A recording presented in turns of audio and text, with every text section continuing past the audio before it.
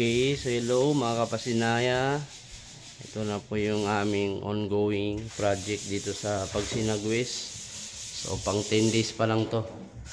Ayan na. So na pinturahan na po siya. Skim coat with paint. Ayan. Kanyang kusina, meron na pong kesame.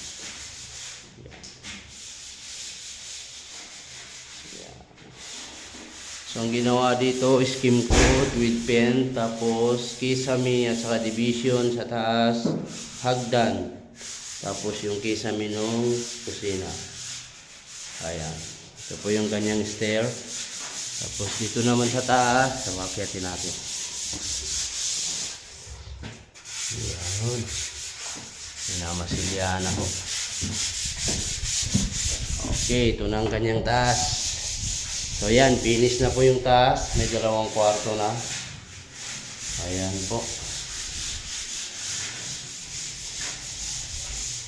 Yun.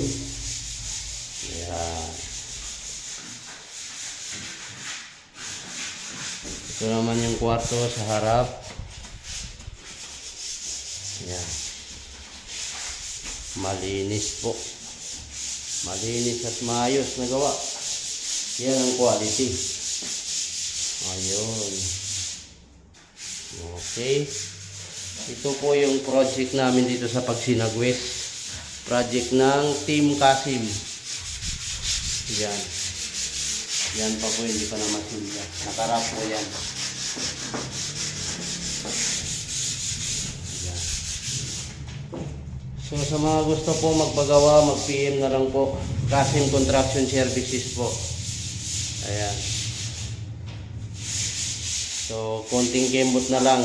Next week, finish na po to. Abangan nyo na lang next video natin. By next week, malinis na po to.